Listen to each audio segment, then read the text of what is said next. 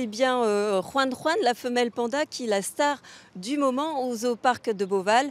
On a découvert il y a quelques jours par échographie qu'elle attendait un heureux événement. Alors pour le moment, elle se repose. Autant vous dire en tout cas pour le zooparc que c'est une première et l'équipe est aux petits soins pour elle. Nous sommes allés voir comment elle se portait avec Leila Zelouma.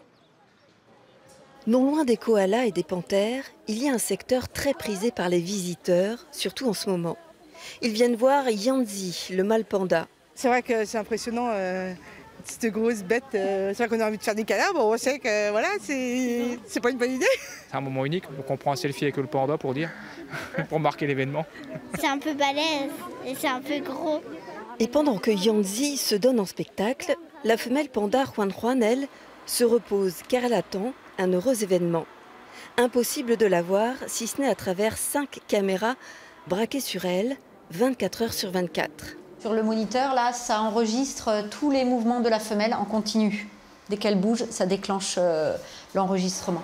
Le grand événement est aussi attendu par les Chinois, propriétaires des ursidés. Ils ont d'ailleurs envoyé des soigneuses plus expérimentées. Les équipes chinoises sont arrivées samedi. 2 soigneuses chinoises qui viennent pour nous accompagner, pour nous aider sur la gestion de la mise bas, sur la gestion du bébé après. Voilà, on sait que Juan Juan, c'est sa première mise bas. Donc comme tous les mammifères, une femelle inexpérimentée, il y a toujours plus de risques qu'elle soit un peu maladroite avec son bébé, qu'elle n'ait pas suffisamment de lait, qu'elle ne s'y prenne pas très bien. Donc on a besoin d'être accompagné là-dessus. Vous l'avez branchée? Oui. Ok. Là, elle est branchée depuis combien de temps? Depuis ce matin. Depuis ce matin, ok. Et on voit qu'elle est stable en température, en 36,5. Tout est donc fin prêt pour accueillir bébé panda qui devrait pointer le bout de son nez le 4 ou le 5 août. Alors pour en parler, je me trouve avec Delphine Pouvreau. Delphine, vous êtes responsable du secteur koala et panda. On vous a vu dans le reportage surveiller Juan Juan. Comment va-t-elle ce soir? Ce soir, elle va très bien. Elle continue à se reposer. Elle a mangé. Tout va bien. D'accord. Donc on sait que la reproduction chez les pandas, c'est un petit peu difficile. Comment ça s'est passé là entre Yanzi et Juan Juan? Alors cette année, on les a mis ensemble pour avoir un accouplement naturel. Et malheureusement, ça n'a pas marché. Du coup, on a dû avoir recours à l'insémination artificielle. Et on a eu le résultat il y a quelques jours avec l'échographie. Et on a un bébé panda. Et donc, la gestation, c'est très peu de jours, c'est ça? Alors oui, c'est très peu de jours. Par rapport à la... En fin de compte, c'est très compliqué chez le panda. Il y a une première, on va dire, gestation. C'est-à-dire que quand l'ovule rencontre le spermatozoïde, il y a la formation de plusieurs cellules qui forment un œuf.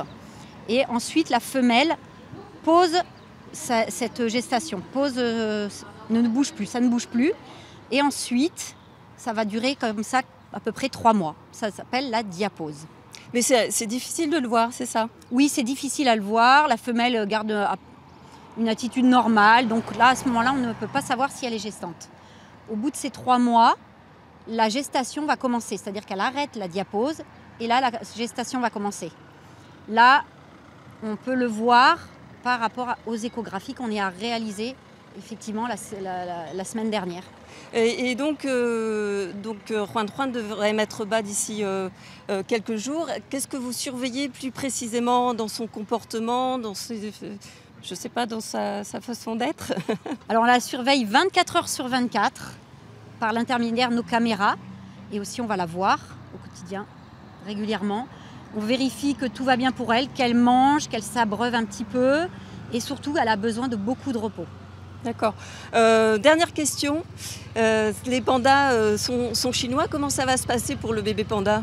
Alors, le bébé panda va retourner en Chine entre 3 et 4 ans. Donc, en fait, il va être élevé ici? Il va être élevé en France, mais retourner en Chine. D'accord. Voilà.